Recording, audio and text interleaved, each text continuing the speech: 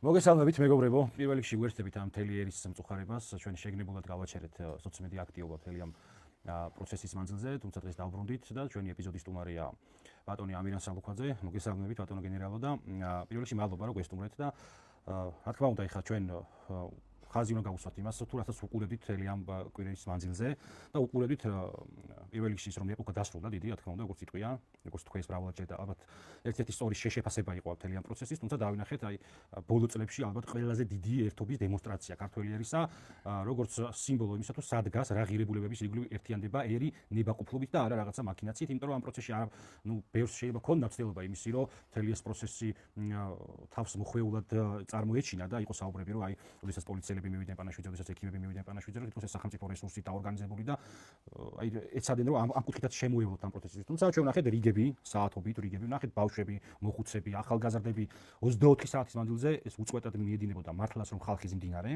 და ერთიანდებოდა ალბათ ბოლო წლებში ყველაზე დიდი ეროვნული და სულიერი ღირებულების ირგვლივ. მაგრამ აქ ჩვენ დავინახეთ ასევე მალვანთა მცდელობები, რომ რაღაცნაირად მათასი მიზეზი, ჯერ მიზეზი იყო რომ ბართლომეო არ წაიყვანს წილვას, მერე მიზეზი იყო რომ ხალხი არ მიუშვეს, მერე მიზეზი იყო რომ აი აქ ხა ვინ იქნება შემდეგი პატრიარქი და ასე შემდეგ რა.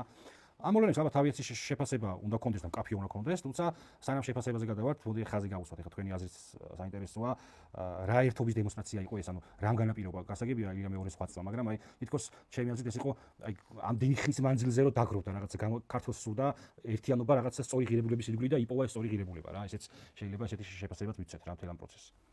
მოგესალმებით გიორგი, მოგესალმებით შენს მენელს, სიამოვნებით მოვედი, ვიცნობთ ერთმანეთს დიდი ხანია და სასიამოვნოა მოვაზროვნეთ სამყაროდან ერთად შევეცდები შენ მეტი გალაპარაკო. პირველ რიგში რა თქმა უნდა უთანაგზობა სრულიად საქართველოს ყველას, როგორც მართლმადიდებლებს, ასევე სხვა კონფესიის წარმომადგენლებს ჩვენ ვიხილეთ საოცარი ერთობა ყველას აბსოლუტურად, როგორც მრევლის, ასევე სხვა ეთნიკური უმცირესობების, ნახეთ ისეთი მაგალითიც რომ ჩვენმა მუსლიმმა ძმებმა დღესასწაულიც კი გადადეს. უფრო კი არ გადადეს, უფრო სწორად არის ეს საოცარი ნაბიჯია და რა თქმა უნდა პირველ რიგში ჩვენი პატრიარქის სადმი პატივისცემის გამოხატვა არის და არა მხოლოდ მათ პატივი გამოხატეს ყველას მიმართ, ყველა მრევლის სათითაო წარმომადგენლის მიმართ. ბოლო წლების კი არა დამოუკიდებელი საქართველოს ისტორიაში, უახლეს ისტორიას გულისხმობ არა იქეთ ახლა 18-21 წლებში ჩვენ არ გვაქვს მასალები კი არის რაღაც ფოტოები შემორჩენილი და აღწერა, მაგრამ უახლეს ისტორიაში მსგავსი რაოდენობა ხალხის არ ყოფილა არასდროს, არც 9 აპრილს. აქ თან არ უნდა შევხედოთ რაღაც დროის კონკრეტულ მონაკვეთში ხალხის რაოდენობას, ეს ხალხი იცვლებოდა უწყვეტი ნაკადით, ეს წარმოუდგენელი იყო მთელი 5 დღის განმავლობაში. და რამ გამოიწვია შენ სწორად აღნიშნე, რა თქმა უნდა, ერთი მხრივ არის ეს ილია მეორის მთელი მოღვაწეობის, ნახევარსაუკუნოვანი მოღვაწეობის გამოძახილი. ეს ხო გროვდებოდა წლების განმავლობაში. ახლა მე საკმაო ასაკის ვარ, ანუ რაც დავასახელებ +10, ესე იგი მოღვაწეობა რომ დაიწყო, ვიყავით 11 წელს. რა თქმა უნდა, საბჭოთა პერიოდში ამას ჩვენ ახლა ვერ აღვიქვამთ. აი 80-იანების ბოლოდან უფრო ხო და უკვე დამოუკიდებლობის პერიოდში მისი როლი მკაფიოდ გამოიკვეთა. რომ არ ყოფილიყო აი საბჭოთა პერიოდშიც მისი საქმიანობა და მისი ავტორიტეტი და რომ არ ყოფილიყო ხალხში მოთხოვნა წმენისად. ხო იყო თითქოს ათეისტური საზოგადოება, მაგრამ ახლა ვინც ვართ წინათ ძველი თაობის ასე ვთქვათ, გვახსოვს ყველაფერი ხო ჩვენი პაპა-ბებიებისგან როგორ გადმოდიოდა ეს ტრადიციები და ეს ტრადიციები სხვათა შორის ეკლესიის დამსახურებაც არის იმ წლებში, ხალხის დამსახურებას და ეკლესიისაც და ეს ქრისტიანული დღესასწაულები იყო თუ სხვადასხვა ტრადიციები ხო შემოინახა ხალხმა და აი მოვიდა ამ პერიოდამდე და უკვე 90-იანებიდან უკვე მკაფიოდ იკვეთება პატრიარქის როლი. მე არ მინდა დღესაც გუშინ დავწერე სოციალურ ქსელში რომ ეს იმდენად ჩემთვის იმდენად სერიოზული თემა არის რომ ვერც კი გავბედავ რომ ეს მოღვაწეობა შევეხო ან სატელევიზიო გადაცემაში ვისაუბრო ბევრი ან სოციალურ ქსელში დავწერო, იმიტომ რომ ბევრი რამ ჩემთვის და ყველა ადამიანისთვის გასააზრებელი. ყველასთვის გასააზრებელია ამ სფეროს სპეციალისტებისთვისაც გულისხმობ თეოლოგებს და მხოლოდ ხოლო საეკლესიო კუთხით და სარწმუნოების კუთხით არ არის გასააზრებელი. მისი როლი იყო აბსოლუტურად ყველა სფეროში. ხომ კი ბატონო პოლიტიკაში ეკლესია არ ერევა, მაგრამ ავტორიტეტი მისი მოსაზრებები, მისი დარიგებები, აი რომ მოუყვეთ მთელი ამ აწლეულების განმავლობაში სფერო არ არსებობს, სადაც რომელსაც ის არ შეხებია და რაღაც კვალი არ დაუტოვებია. აი ეს დაგროვდა ეს ყველაფერი, აი ანალოგური გამოთქმა ხო ხალხი ბრძენია, აი ხალხმა აჩვენა ზუსტად სიბრძნე ამ ერთობით.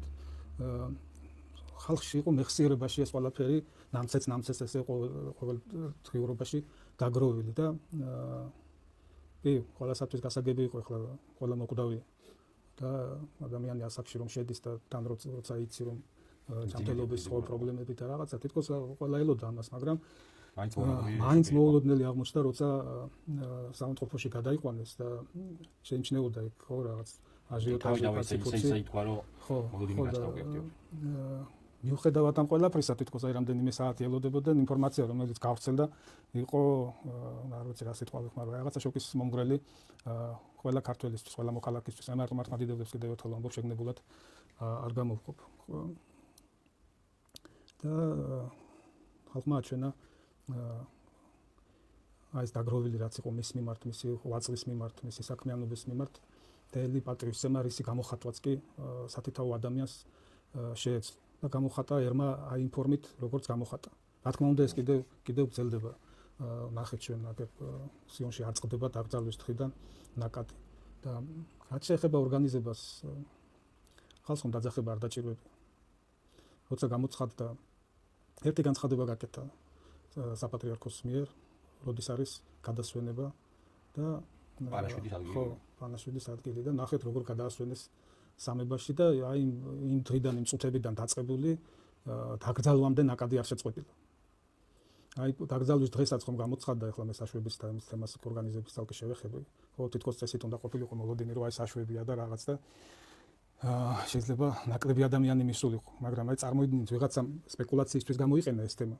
ხო, მე ყველას არ უშვებენ, რაღაცა ხელისუფლება მიიტაცა, გვარების ხსენება, არ მინდა ყველაფერს თქმა კიდევ ეთერში, რასაც პოლიტიკოსები ამბობენ, ეგრეთ წოდებული პოლიტიკოსები, მაგრამ პოლიტიკოსებს არ აქვს. პოლიტიკოსი არის ადამიანი, რომელიც მოღვაწეობს თავისი ქვეყნისთვის.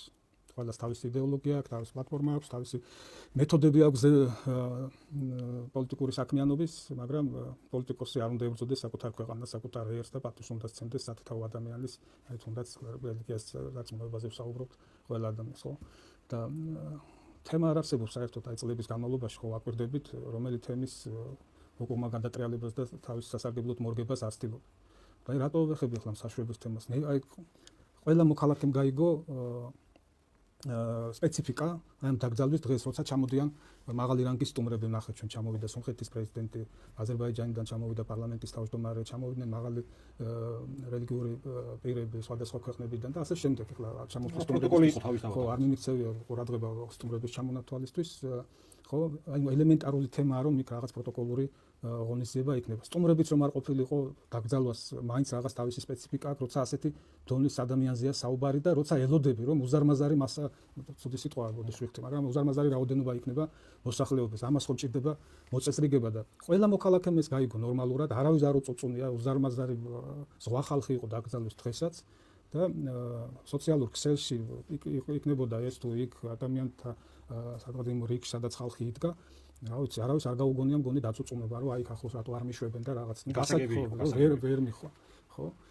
და რაც შეეხება ახლა იქ კარგი რამ გაიხსენე ეს ორგანიზებული მისვლა სხვადასხვა სტრუქტურების. იქ ვიღაცამ კი არა კონკრეტულად აწერა, რომ დღეს სასტრაფოსო ეს არა აქვს, რა ქვია, გამოძახებები არა აქვს, ანუ აი ასეთი რამ რატო უნდა დაწერო. ჯერ თქმა უნდა იცოდე ელემენტარული თემაა, რომ ცოლებში მუშაობენ სასტრაფოს თანამშრომლები და რა თქმა უნდა, ვინც მორიგეცვლაში იყო, ის იმ დღეს იქ ვერ იქნებოდა. ეს ელემენტარულია. და მოვიდნენ ადამიანები, რომლებიც იმ დღეს წესით სახლში უნდა ყოფილიყო.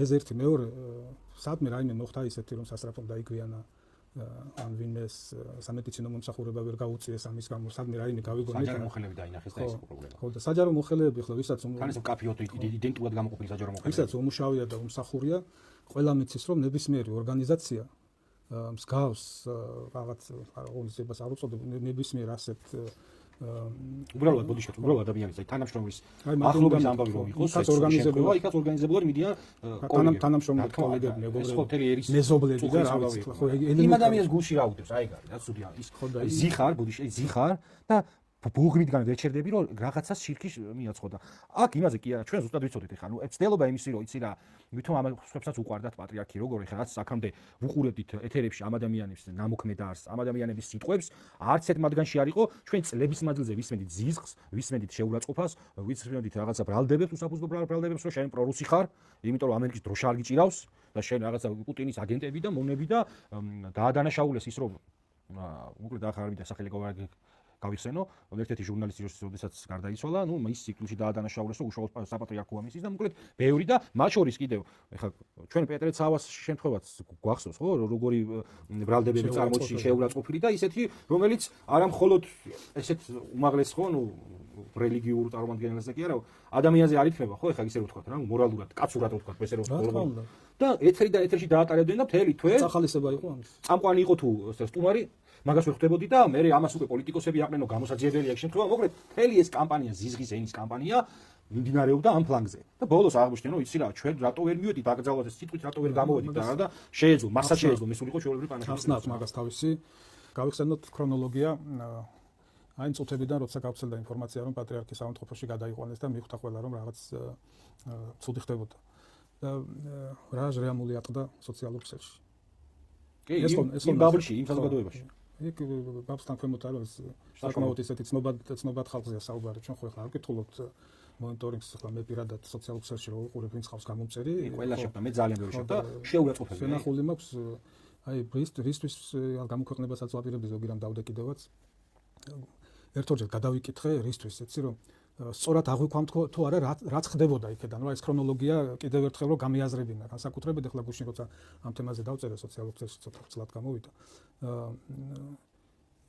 წახალისებული იყო ეს აი ეს სიძულვილის ენა, იმიტომ რომ ამას აკეთებდნენ ცნობადი ადამიანები, ხდებოდა ამ პოსტების გადაზიარება და საკმაოდ გვიან მიხვდნენ საჩეტობას. და განსაკუთრებით მოხდათ როცა დაინახეს ზღვა ხალხი გადასვენების დროს. აი მაშინ დაიწყეს, მაშინ მიხვდნენ რომ ეს მათთვის არის პოლიტიკურად საზიანი. და აი ეს როცა დაიწყეს რომ ხელისუფლება იტაცებს და რაც გაპოლიტიზება დაიწყეს თვითონ. ვერ იპოვით ვერც სოციალურ ქსელში, ვერც მედიაში, ვერსად ერთ განცხადებასაც კი ხელისუფლების წარმომადგენლების მხრიდან. ახლა არ მოეწონებათ ზოგიერთ მსმენელს შეიძლება ასე რომ საუბრობ ხელისუფლებაზე, მაგრამ მონახონ აბა ერთი განცხადება მაინც. გარდა საორგანიზაციო საკითხებზეც კი არ გამოსულა ხელისუფლება. და შემდეგ დაიწყეს რაღაც გამონახვა და დანაშაულება იმაში, რომ ხელისუფლება აკეთებს ორგანიზებას, აი როცა შენ რო გაიხსენე ორგანიზაციების მისვლა, ერთი კიდევ ერთხელ აქაც გავიმეორებ ამ ნაწილში, რომ ორგანიზაციების მისვლა შეულებრივი თემაა, დაკრძალვაზე იქნება თუ რაღაც მსგავსი ორგანიზაციები. საქეითოთაც ორგანიზებულად გადიან დაკრძალვაზე მით უმეტეს, ხო? და როცა ასეთი მასშტაბის ადამიანის პანაშვიდებია და შემდეგ დაკრძალვა, როცა ზუსტი ციფრი არავინ იცის, მაგრამ ნუ 1.5 მილიონ ადამიანი გამოვიდა ქუჩაში ამ დღეებში. ჯამში რა იყო. მე ვიცი ყველა მივიდა. ჩემს რიგებს ვიცნობ მე წარმოიდგინე ახლა ეს უზარმაზარი ნაკადი რამდენიმე მხრიდან იყო ხო სამებისკენავლაბრის მეტროდან სამებამდე ორი გზა მიდის. დაახლოებით 600-დან 700 მეტრამდეა, 700 მეტრი იქნება ალბათ თვითონ სამებამდე. აი ეს იყო მთლიანად გაჭედილი ერთი მხარეს მეორე, ზემოთ მხრიდანაც მოდიოდა. და ეს ნაკადი მოძრაობდა მუდმივად. ხო? ამას ორგანიზება სჭირდება. ეს ვის უნდა გაეკეთებია? საპატრიარქოს უნდა გაეკეთებია ამის ორგანიზება. ეხლა აი როგორ წარმოუდგენია ეს პოლიტიკაში მყოფ ადამიანს. პრეტენზია რო აქვს რომ ხელისუფლებაში მოვიდეს. ამიტომ ვარ წინააღმდეგი აი ესეთი ადამიანების მიმართ, რომ ხელისუფლების შეცვლა პრობლემა კი არ არის. მე უამრავი მაღალი რანგის პოლიტიკოსისთვის, ვინც ხელისუფლებაშია დღეს, მithქვამს, რომ ნებისმიერი პარტია უნდა იყოს მზად იმისთვის, რომ წააგოს არჩევნები, არ უნდა ჩამოიშალოს პარტია, გადავიდეს ოპოზიციაში, გააგრძელოს პოლიტიკური ბრძოლა და იბრძოლოს ხელისუფლებისთვის ხელახლა. ეს უნდა დავინახოთ ჩვენ. ნაცმოძრაობა რო არ ჩამოიშალა, ეს კარგი ფაქტია, მაგრამ წარსულს რო ვერ იაზრებენ და უარესი განწყობებით რომ აპირებენ რევანშს, შურისძიებით და ხან ვითომ რომ არ აპირებენ შურისძიებას და ამბობენ, არავის არ მოვკლავთ, არავის არ დავიჭერთ, მე ხან ამბობენ მარტო იმად დავიჭერთ. გუშინ გვარამიამ ბეძინა ივანიშვილის მისამართით გააჟღერა, მისი სიკვდილის საკითხი არ დგას. ხელისუფლებაში ჯერ არ არის. ანუ სიტყვების ის წარმოიდგინე რა სიტყვებს იყენებს. მისი სიკვდილის საკითხი არ დგას.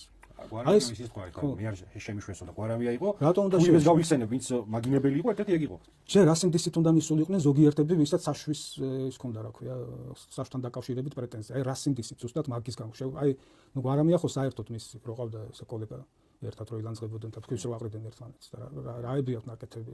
ეს ხო მარტო პატრიარქს ხო არ აყენებდნენ შეურაცხყოფას, აი ღირებულებებს დაუბრუნდები ხო, რითაც დაიწყეს შენ. ხო, მარტო პატრიარქს სხვათა შორის იქ ზოროთენ თქვა რაღაც შენდობა არ იწოდაო და იქ რაღაცები იცავენ რომ თითქოს კონტექსტიდან იყოს ამოღებული და აი ვინც ეკლესიის წინააღმდეგ იბრძოდა იმას არ ინდობდაო თორე დანარჩენსო კი რაღაც ეხმარება ხალხი პოზიციის დაცვაში. თუ ვინმე მიწოდა შენდობა და პატიება დედამიწის ზურგზე ალბათ ერთ-ერთი უამრავი ასეთი, მაგრამ ერთ-ერთი პატრიარქიც იყო და ჩვენს ქვეყანაში ხომ განსაკუთრებით. და პატრიარქმა ამათ ეს დიდი ხანი აპატია, მაგრამ ესენი შეურაცხყოფას აყენებდნენ აი იმ ადამიანებს ქუჩაში, ვინც იდგა დღეს ამ დღეებში უпростоრად საათობის განმავლობაში მე ვიცი უამრავი ადამიანი, რომელიც 7-დან 12 საათამდეა ჩემი ნაცნობი ბევრი იდგა 7-დან 12 საათამდე. ვისაც ვესაუბრე 7 საათზე ნაკლები არავინ არ იდგა. აი ამ ხალხს აყენებდნენ შეურაცხყოფას და რატომ იდგა ეს ხალხი ქუჩაში? აი ერთ-ერთმა ახლა ესეც პოლიტიკაში მყოფია და პრეტენზიები აქვს. რაღაც ფორმულა მოუნახა იმ ადამიანების ნაწილს, ანუ იყო ვიღაც თურმე გულწრფელი და იყო ნაწილი, რომლებიც ცდილობდნენ რომ არა, ნუ აი რაღაც ისეთი რო ხდება თურმე რომ აი იმის ნაწილი უნდა რომ გახდეს და რაღაც ვირუსული ის მოედო თურმე ხალხს და ამდენი ხალხი მაგიტომ იყო, თორემ ისე ალბათ ეთყობა ნაკლები იქნებოდა და იქ კიდე რაღაც კატეგორიებს შეყავს, ანუ აი უკვე ჩანს ახლა ასეთ ბლოგებს რო წერენ გუშინ დღეს უკვე ჩანს რო ცდილობენ ახლა ამას რაიმე ახსნა მოუნახონ, ნუ ახსნა კი იციან, უბრალოდ რაღაც გასაღების მონახვა უნდათ, როგორ დაიწყონ ახლა ამ მასასთან ბრძოლა და ისევ როგორ დაუბრუნდნენ ეკლესიის ნგრევას, ასე პირდაპირ დავარქმევთ. სხვათა შორის აი ეკლესიას რაც ეხება, გვახსოვს ხო როგორ ყოფდნენ საპატრიარქოს და ეკლესიას. შენო ეკლესიას არ ვებრძვითო, ვებრძვით საპატრიარქოს. და საპატრიარქოს სათავეში ვინ არის? პატრიარქი არ არის. პატრიარქს არ ებრძოდნენ. საპატრიარქოს არ ებრძოდნენ და დღეს ახლა მაგათ უნდა თქვან რომ აი ამ 1.5 მილიონი ეს არის არასრული რაოდენობა, ჯერ ერთი არ დაგვითვლია, არავის არ დაუთვლია, მეტი იყო თუ ნაკლები, შეიძლება 1.300.000 იყო და შეიძლება 1.700.000, ხო? იქ ბავშვებიც იყო ხალხი, ხრებზე ყავდათ პატარა ჩვილი ბავშვები, ახლა ისინი შეიძლება კი არა მეწილად ეს პატარა ბავშვები აზი არ არიან, არ იყვნენ ისთვის იყვნენ იქ. მაგრამ ხო, მშობლებმა ხო, მაგრამ ის სათვალავშია სხვათა შორის ის პატარა ბავშვებიც, მაგრამ მაგას დავანებთ. მაგირებულებით გაიძდება. უამრავი ადამიანი იყო, რომელიც გულით იქ იყო. რა თქმა უნდა. ზოგი მუშაობდა, ზოგი სხვა ქალაქშია, ვერ ჩამოვიდა და ასე შემდეგ. ზოგი ეკლესიებში მივიდა კვირა დღეს, ხო? და საპატრიარქოს როცა ებრძოდნენ. ანუ უკვე იმ მთელი ამ წლების განმავლობაში როცა ასე გაყვეს, რატო გაყვეს? ეკლესიას არ ვებრძვითო. დაინახეს ძალა. მაშინაც იყო ეს ყოველთვის იყო რაღაცა ყოველთვის ხდებოდა, როცა ხედავდნენ, ხან 17 მაისი იყო, ხან რაღაც დღესასწაული იყო, ხან რა იყო და ხან რა. ხედავდნენ რომ ეკლესიასთან დაჯახება არის აი კედელს რო თავი ურტყა, კლდეს რო შეასწრა ეს. ამიტომ დაიწყეს გაყოფა. გამიგეთ არა, გაყოფა დაიწყეს, რომ ციპები რაღაცა სიმდიდრე არავინ არ დადის ეკლესიაში. კონკრეტულად მამაოს ვინმეს მსახურის გამო. თუმცა ძალიან დიდი მნიშვნელობა აქვს კონკრეტულ მსახურებს, უამრავი ავტორიტეტიანი ადამიანი ვიცით, ხო? და ჩვენც ხედავთ ვინც ვართ მრევლი, ნახს თვითონაც იციან. მაგრამ იქ ადამიანები არიან, მოკვდავი ხალხი. ჩვეულებრივი მოკვდავი ხალხია, რომლებიც მსახურობენ ეკლესიაში და ემსახურებიან ეკლესიასთან მართლმადიდებლობას. ხო? ჩვენ მაგისტვის არ დავდივართ და არ ვეძებთ იქ რაღაც მინუსებს და არც ვესაუბრებთ მართლაც. აი ესეთი რიტორიკა რო შეხედე მამაოს, რომელსაც ამდენი ესეთი ღირებულების ჯიპი ყავს, ბიზნესი აქვს. ესეთი რიტორიკა სულ ეს როგორი რიტორიკა შენ ამის წამს, ეს არის შენი ღირებულება. და მის რატომ უნდა წამდეს მე მამაოს? ანუ ეს ის კი არ არის რომ მეც არ მომწონს და მეც მორწმუნე, მეც შენიანი ვარ. ეს განცდა არ არის. ეს არის შენი დანაშაულება, ეს დუმარი უმრავლესობას, აი ამ ქართულ უმრავლესობას, რომელიც ღირებულების ირგვლივ გამოშეშლეგი გაერთიანდა, მისი მცდელობა რომ აი შენის ის წამს, შენი მორალი, შენი ყველაფერი ეს ღირებულება არის აბსურდი. მაგის დანგრევა, მაგის ჩამონგრევა. ხო, ეს არის, ანუ როცა ეს არის ერთ-ერთი მონაპოვარია, ის წამს სახედე როგორ დადის ფულიანი. ეს იყო ეკლესიასთან, ხო, ეკლესიასთან ბრძოლის მეთოდი, ანუ აირჩიეს ესეთი ხრიკი მონახეს, რომ მოდი თლიანად ამ კლდეს ჩვენ ვერ დავეჯახებით, ამიტომ დავარტყათ და ვურტყათ მუდმივად საპატრიარქოს, რომელიც თითქოს არის რაღაცა ორგანიზაციო წარმონაქმნიანი, ბიუროკრატიული, აი ასე წარმოაჩენდნენ ეს ხო ახლა ხო არ ვიგონებ არაფერს, არა, უამრავი პოსტებია და გადაცემები და YouTube-ზე ჟურნალისტები და გამოძიებები და მთელი ამბები. ეს არის ბიუროკრატიული წარმონაქმნი, ეს არ ჭირდება, გამიგე? ღმერთთან არ ჭირდება ჩვენ ესა მე თვითონ ხო. და ეს სტრატეგია აირჩიეს, ანუ როცა ურტყამენ რაღაც სუსტ წერტილებს, ხო, იქ ურტყამენ საპატრიარქოს, შენში აჩენენ ბზარს, გამიგე, ამ გზით ძალიან სათითაო წარმომადგენელს მრევლის და ამით ანგრევენ ეკლესიას. ეს იგივეა ფუნდამენტში, რომ შენობას რო ფუნდამენტის გამოთხრა დაუწყო და ფუნდამენტში ურტყა. და ზუსტად ეს არის. და აი ეს ხალხი, რომელიც ამას აკეთებდა წლების განმავლობაში, უცებ მოგვევლინა რაღაც განაწყენებულ პოზაში, რომ აი როგორ არ შეგვიშვეს, ხო მიიტაცეს და მოდი სხვაგვარად დავსვათ კითხვა ახლა, ვინც ეს გაახმოვანა განსაკუთრებით ნაციონალური მოძრაობის სამჟამინდელი თავმჯდომარე და სხვა. რა სტატუსით უნდა ყოფილიყვნენ და რატომ უნდა ყოფილიყვნენ? ჯერ იმ წარსულით რასაც ეკლესიას წინამდე გაკეთებდნენ და მეორე უბრალოდ ავიღოთ დღეს ვინ არის პარლამენტში არიან წარმოდგენილი არა ხო 270 პარტია მგონი საქართველოში მარტო 270 თავმჯდომარე რო მიეწვიათ იქ ანუ ვინც პარლამენტში არ არის ყველა უნდა მიეწვიათ მაშინ პოლიტიკური პარტიის თავმჯდომარე და ნუ რა ვიცი ლიდერები ხო მარტო ეს ხალხი იქნებოდა საკმარისი რომ იქ შევსებულიყო ის ნაწილი სადაც სტუმრებით გებიან უბრალოდ ვერ დაეტეოდნენ ესენი რა სტატუსით უნდა ყოფილიყვნენ ან რა ნამოსით ან რა სტატუსით ნუ მესმის ნაცმოძრაობა ხელისუფლებაში იყო ეს ერთი მეორე ქვეყნის გარეთ დარბიან დასანქცირებას ითხოვენ ხელისუფლებას არ ცნობენ ეგრეთ წოდებულს უწოდებენ საშვებს ითხოვენ ამ ხელისუფლებისგან აი წარმოუდგენელი რაღაც ესეთი აი უტიფრობა არ გცნობ და შენგან რაღაცას ვითხოვ აქ კიდე ერთი ის არის რა მომენტი აი მე ეს გაგრძელდა როდესაც ელენე ხოშტარიას მიუსაჯეს თავისი განაჩენი და მე ეს გაგრძელდა შეხვდა ერთი ვიდეო მაშინ რა მიკროავტობუსში არის ერთ-ერთი ბიჭი და მოკლედ აი თქვენ აი იგივე რიტორიკა აი თქვენ რო ქრისტეზე და რელიგიაზე საუბრობთ ამ დროს 4 შვილის დედას მიუსაჯეს რაღაცა კონკრეტული სასჯელი და ხმარა მოგიღიღებთ და იქ ესეთი ფრაზას ამბობს რომ მე კონკრეტულად კი ამ ხელისუფლებაზე კი გასაგებია მაგრამ აი ამ დუმარე უმრავლესობაზე ვარ გაბრაზებული ამ თქვენს ფარისეულურ წმენაზეო და ბიჭო ესე რო თქვათ რა ყველაფერი მიგინე ეკლესია მიგინე ვიღაცა მამაოს შეუულობდა კორუფციაში იყო გასაგებია მაგრამ ამ ფორმები ხო არსებობს შენ პირდაპირ წმენაზე აპელირებით გააკეთე წმენა მიგინე ეკლესია მიგინე პატრიარქი მიგინე ღვინოში და ბორჯომში რაც ჩემი ეროვნული სასმელი იყო შეუწობა მიაყენე ტრადიცია შენ არ გინდა ჩემი მორალი შენ არ მოგწონს ჩემიანად თავს არ გზნობდა არა მაქვს ემპათია არავის ვის მოეწონება ეხლა 4 შვილი ვინც უნდა იყოს 4 შვილი ზედა რომ ციხეში ჩავიდეს ქართველი კაცის იმაში არ არის ეს რა მისი წარსული რაც უნდა იყოს მაგრამ ემპათია ჩემი არა გაქვს მე რომ პატრიარქი გარდამეცვალა ღილცინი დაიწყე და შენ მე ამ დუმარე უმრავლესობას თხოვ რომ შენი ემპათია მქონდეს დაანებე ამას ყველაფერს თავი და ნახავ მე როგორი ესე იგი რეაქციული იქნება საზოგადოება მაგრამ როდესაც შენ მონოპოლია მოახდინე პროტესტისა და მთელი პროტესტი ჩაიგდე ამ ღირებულების ქვეშ სადაც ეროვნული ნიშის გატარება მე მიჭირს უკვე ემპათია იკარგება და მე ვცდილობ დუმარე პოზა შევინარჩუნო ამათ ხო საერთოდ მაგარი უნარი აქვს რომ ყველაფერს რაღაც სახელი მოუნახო. პიჯაკების საქმე. თეორია კიდე სამოწერილი. ღობის საქმე, ღობის ესო რა ქვია, რეზიდენციის საქმე. ღობის საქმე, ამას ხო არც ერთ საზოგადოებაში ამას არ დაარქმევენ. არც ერთ ქვეყანაში. პარლამენტში იჭრებოდნენ იმასაც რაღაცა მეორენაირად დაარქვეს ისიც ღობის საქმე. ნიკამელია საქმე. არა, ღობის საქმე იყო ისიც იყო ღობის დაზიანების საქმე. და ასე შემდეგ. და აქაც ახლა მოიგონეს ბანერზე ფლომასტერით რაღაცა დაწერის გამო ზის თურმე ელენე ხოშტარია და მოაწყვეს როგორც იციან რა ტროტუარზე დაჭერა და რაღაცა ხო ამბობენ რომ ხო ის ტროტუარზე დგომის საქმე ანუ ტროტუარზე დგებიან ბანერებით მეტროსთან აჩერებენ ხალხს ხო და ამონათებენ ხო მოდი ჩვენთან და ეს აიგრძალა ხო გადაკეტვა აიგრძალა გახარ იდექი მაგრამ გადაკეტვა აიგრძალა ხო და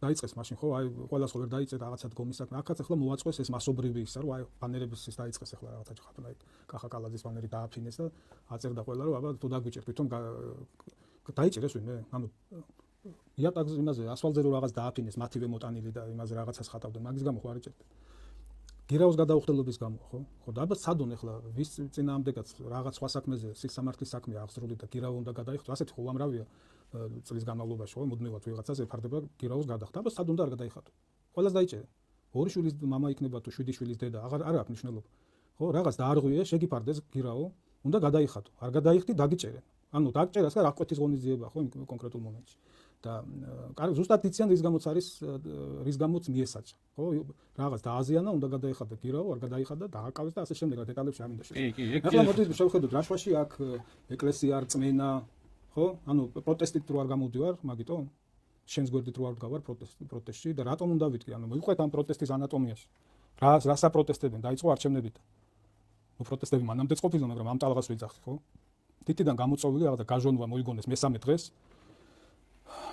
ხო ჯერ არ იცოდნენ რა თქმა უნდა პირველ და მეორე ადგილს შორის 800,000 ხმაროა თუ მეტი სხვაობა ნუ ხომ უნდა მივხვდე რომ წაგებული გაქვს არჩევნები აი ყველაფერს რო თავი დაანებო 300,000 ხმა ასე მარტივად კი არა საერთოდ ვერ ხალ აი ვინ შეხედული იყო ოდნავ არჩევნებში 90-იანებში რომ არჩევნები ტარდებოდა და სააკაშვილის დროსაც ურნებსაც რო იტაცებდნენ პირდაპირ ნიღბებიანი და იარაღიანი ხალხი ანუ გამოდის ის უკეთესი არჩევნები იყო მაგრამ მაშინაც ვერ ყალბდებოდა ესე 20% და 15% არა ესე მარტივად კი არა გაყალბება არის შეუძლებელი წარმოუდგენელია და აქ მიდიხარ ბიულეტენი შეგაქვს მონიტორი ყველაფერს გიჩვენებს დამთავრდა 8 საათზე ღილაკ გააჭირეს და როგორც ქვითარს რა მოგიტყამენ მაშინ მარკეტში ისე 9 საათში გაქვს ყველაფერი გამზადებული სადაც კი გადაითვალა ხო ყველაფერი დაждდა ციფრები რა 100-ათასებზე რა სპეცოპერაციაზე ლაპარაკობენ. და მესამე დღეს იპოვეს რომ რაღაცა მელანმა გაჟონა, რომელიც არავინ არ იცოდა რომ გაჟონავდა.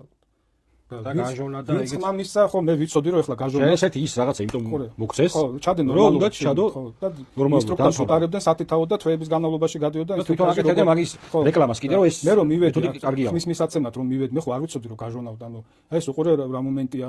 ხო არის იყო და სურათი გადაუღე გამოიტანე და რაღაც უნდა იყოს ისეთი რომელიც მე დამაყენებს ეჭვის ქვეშ ჩემში ეს გამოიწვევს რომ ხო არ გამოიცნობს ხელისუფლება მე ვის მივეცი ხმა ამის შიში უნდა კონდეს ვინც მივიდა იქ ხო არ იცოდა არავინ რომ გაჟონავდა ამის შიში ხო არავის არ ქონია ვიღაცამ სწორად ჩადო იმის არ გამოჩენილა ვიღაცამ არასწორად ჩადო ხო ნუ ესენი ამტკიცებენ მაინც რაღაცა ჩანდა აღმოჩნდა მე რომ ის არ ჩანს არამედ საკონტროლო რაღაცა ჩანს ძირითადში რაც გამოჩენილა მაგრამ დავანებოთ თავი ნუ ასეთი არჩევნები საერთოდ სადმე თუ ჩატარებულა ბოლო წლების განმავლობაში და რაღაცა გამონახეს 100% ოპოზიციის მიერ წაგებულ არჩევნებზე აი მყარად რო წააგეს გარანტირებულად ხო გამონდა დაარქვეს რაღაცა ამას ხო აი სახელების დარქმევაში მაგრებენ დაარქვეს რუსული სპეცოპერაცია და იქედან მოყოლებული არ ცნობენ ხელისუფლებას მერე გადაატრიალეს ირაკლი ყობახიძის ნათქვამი თითქოს ვერ გაიგეს რაზეა ლაპარაკი ხო აი 28 ნოემბერი ვაქვთ დახვეული რა თქვა რომ ჩვენ მზად ვართ დღემდე ახლაც რო თქვა ევროკავშირმა რო ხსნით მოლაპარაკებს ხელისუფლებამ მზად არის რა ორიენტაციის შეცვლა და რა კურსის შეცვლა რაზეა საუბარი აი თითიდან გამოწვეულიც არ არის ჰაერიდან მოგონილი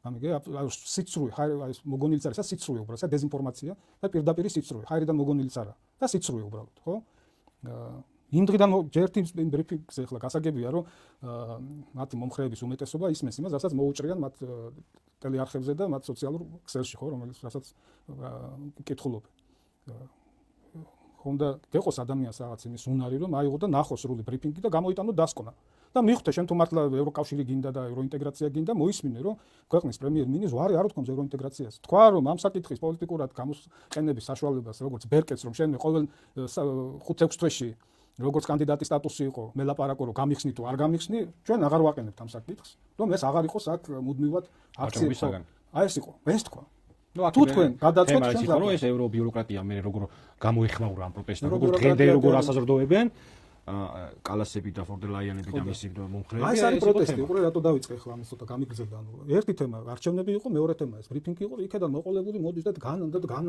და უწყვეტი პროტესტი მესმის რომ გამოვა რა ვიცი მე 10,000 კაცი მაინც უყურე იდგეს მუდმივად რაღაცა გრაფიკი აქვს შედგენილი მორიგეობით დადიან ხან 5 კაცია ხან 500-ია შეიძლება რაღაცა თვეებში ერთხელ 5,000 იყოს რა მე უწყვეტი ვიცი აი 5 დღე იყო უწყვეტი ნაკადი ხალხი და ეს იყო უწყვეტი აქ კიდევ არა მესმის მე აი როცა საუბარია ითხოვს შენგან თანაგზნობას რაში მეთქი აი რაში უნდა ვიყო რაში უნდა გითანაგზნო და მე ამბობე რომ პროტესტში რომელშიც მე საფუძველში ძირშივე არ გეთანხმები ხო ანუ ნუ ჯერ ერთი ახლა ბევრი რაღაცა იცვლება თვითონ ევროკავშირთან მიმართებით ჩემშიც და ბევრ ადამიანში ხო აგერზე ყველა გახდება ხო ახლა თვითონ ჩვენში კი არა თვითონ ევროკავშირში ხო ახლა ყველაფრისთვის ეს საზოგადოება არ არის მზად მაგრამ მივა აქამდე თუ ევროკავშირმა ასე გააგრძელა მივალთ იქამდე რომ ევროკავშირში ყოფნა არ ყოფნის საკითხი დადგება უბრალოდ დღის წესრიგში გამიგებ და ახლა ვიღაცას თუ გაუკეთებია რაღაც მაგალითად მე ჩემი სამსახურის განმავლობაში ერთ ადამიანმა რაღაცა ჩემი ერთი ნამცეცი მაქვს გაკეთებული ევროინტეგრაციის კუთხით რასაც ვაკეთებდი წლის განმავლობაში სამჯერ 4-ჯერ ვიყავი ბრიუსელში კომიტეტის კომებზე პირველი ჩასვლიდან პროექტი ჩამოვიტანე ნატოს საჰაერო თავდაცვის სისტემასთან მიერთების და იქედან მოყოლებული სანამ გადამაყენეს თანამდებობიდან ერთ-ერთი მთავარი თემა იყო ჩემი პრიორიტეტი რომელიც ფათაშორის წინა ხელისუფლებამ არ გააკეთა სანამ ომი არ მოხდა ისი გაკეთებაც იყო ომამდე აუცილებელი და არა ომის მერე ახლა ცალკე ეს ცელი თემა სასაუბროთ და რა ვისალაპარაკებიან ახლა მე არ მინდა ევროკავშირი და ევროპა და ნატო მაგრამ დღეს ნატო სხვა არის უკვე აგერ ამერიკას და ნატოს შორის არის პრობლემები ეუბნება კაცი რომ მე აგერ ვომობ და ეს ყველას თემა არის ირანის ბირთვული პროგრამა და ნავთობი და რაღაცა და დამიდეკით გვერდში და არ მდგებიან გვერდით ესაა დღეს ნატო ხვალ მე დამიდგებიან გვერდით დაუშვათ წევრი რომ იყო და ამერიკა თუ არ დამიდგა გვერდით ნატოს სხვა წევრებზე არ მაგ ლაპარაკი დაუშვათ ნატოში რომ გამოგზავნის სამჯერ ხო რა ამიტომ დღეს სხვა თემაა ახლა და კიდევ ამბობ ნატოს ძალიან ძველი სასაუბრო ხო მაგრამ ვის ეს საუბრებიან რომ ევროკავშირი არ გვინდა ხო 2013-დან მოყოლებული რაიმე ნაკს უპოვიან რომ აი მეტის გაკეთება შეიძლებოდა ამ წლების განმავლობაში ევროინტეგრაციის კუთხით საჯარო მოხელები ღამეებს ათენებდნენ რომ თავიანთი უწყების დონეზე აი ეს ასე იგი ღრმა სავაჭრო ხელშეკრულებით დაკისრი ვალდებულებები შეესრულებინა დღემდე ეს არის მარტო ერთი სამინისტროს ის მაქვს გამოქვეყნებული ვთქვით ახლობით ალბათ 2020-ში ან 21-20-ში ალბათ უფრო ნუ ომამდე უკრაინის ომამდე 155 იმ მომენტისთვის 2014 წლიდან, აი სადღაც 6 წლის განმავლობაში 155 კანონი და კანონქვემდებარე აქტი იყო მიღებული მხოლოდ სოფლის მეურნეობის სამინისტროს ფარგლებში. ჰარმონიზების მიზნით. ასოციაციის შეთანხმების შესრულების მიზნით. მხოლოდ ერთ სამინისტრო წარმოიდგინებ ეკონომიკის სამინისტრო, ფინანსთა, აკაცი უწყებას იგები და აიგებიდან ასე შემდეგ.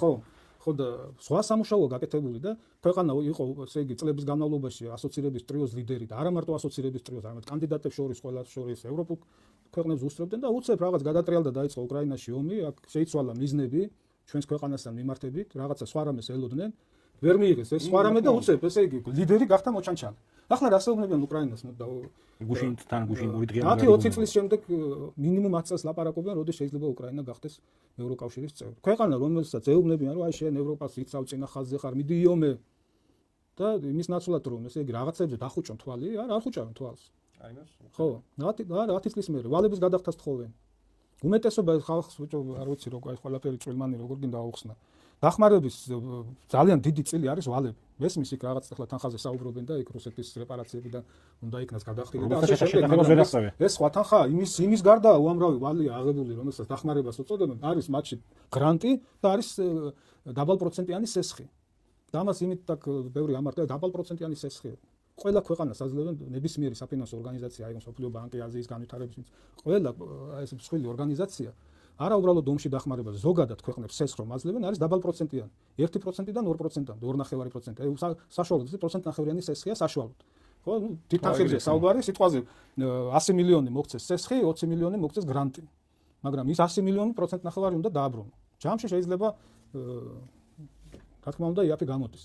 ახლა ალბათ 16%-ში და 36%-ში ხო არ არის კიდე სხვა. ელემენტარული რაღაცა. აი, ევროპაზე კარგი იმას შევეხეთ რა, თან იქ რო უკრაინას ეუბნებიან. ფოტოშოპის ეხლა რა მოხდა ევროკომისიამ გადადო, ხო, რუსული ნავთობზე რო. კატასტროფაა სრულად. ანუ რუსული ნავთობზე რო სამუდამო ესე იგი სანქცია დაეტესებინა, გადადო ეს ისა იმის ფონზე, რომ იქ ამერიკამ შეამს ისა რა ქვია, დროებითი და დაუშვა იანური და რუსულ ნავთობზე წვდომა. და თან რო გადავიდეთ აი ესეთი ხიდი გავაკეთოთ ირანის თემაზეც, იმიტომ რომ აქტუალურია ძალიან. ჩვენ ბევრჯერ ვისაუბრეთ. ნუ ამ პლატფორმაზე ახლა მათ შორის მე და ჩვენ მასტუმრებაც მეტწილად უფრო მეტად ეს ნაბიჯი შეცდომად შევაფასეთ, თუმცა პროცესი წინ არის და ნუ ფაქტია ის, რომ რეგიონი ზანზარებს, რეგიონი აქ სხვა ბევრი სასაფრთხეებია მათ შორის, მაგრამ ახლა რო შევაჯამოთ, რამდენი ხანია ეს როგორც პუტინის მსგავსად ტრამპიც უკვე იმეორებს, რომ სამხედრო ოპერაციაო, ხო, სტრატეგიას ვაპარაკობთ, ამ მგონია, რომ მოსწონს რაღაცები მისი მიდგომები და უბრალოდ მისი გაადმოამერიკულება უნდა რა. და რას ამბობს? მოწონებაზე არ არის უბრალოდ ასე უფრო პრაგმატულია მის გამოაცხადებს. და რა მივიღეთ? ესე იგი, მივიღეთ ის, რომ გაძვირდა უპირველესად ნავთობპროდუქტები და ამან შესაბამისად ეკონომიკაზე და სოფლიო ბიუჯეტზე თავისი ზეგავლენა მოახდინა. მივიღეთ ის, რომ რუსეთმა ამ პერიოდში მინიმუმ 70%-იანი მატება დაწერა. მიიღო შემოსავალი სარგებელი 270 მილიონ დოლარს შეულობს ყოველ დღე. ნამდვილ ციფრებს. ამ დროს უნდა შეესწრებინა გეოპოლიტიკურად ის მიერ გამოქვეყნებულ ციფრებს. ამ დროს უნდა შეესწრებინა გეოპოლიტიკურად ეს თეირანი, მოსკოვისა და პეკინის ღერძი, ხო? მივიღეთ ის, რომ ჰორმუზის სრუტეს აკონტროლებს ირანი და ვისაც ირანი დართვებს ახლა ნებას ისინი შედიან. მივიღეთ ის, რომ თუ აქამდე საუბრობდა ტრამპი, რომ ესე იგი ჩემი საზღვაო ქვეითების ჩართვა ეს არ იქნებოდა გონივრულიო. ეხლა უკვე ამისკენ მიექანება და იქ რაღაც და დივიზიებს აგზავნის, რომ გადასხას. და მივიღეთ ზარალი, ალბათ რომელზეც არ საუბრობენ. ხარჯი ერთია, რაც გამოაქვეყნეს, ესე იგი პირველ 12 დღის 30 მილიარდია ამ ეტაპისთვის საუბარი. ეს ხარჯი. და ახლა არის საუბარი ზარალზე. ზარალზე არ საუბრობენ. ზარალზე რაზეა საუბარი, ხო? სპარსეთის ყურეში არსებული ეს აი მრავალ მილიარდიანი თავდაცვითი სისტემები რო ნადგურდება ყოველდღიურად, იქნება გამომდინარე რომ იანური ბალისტიკური რაკეტები ყოველდღე უფრო ზუსტი ხდება და უფრო ეფექტური. ამაზე არ საუბრობენ.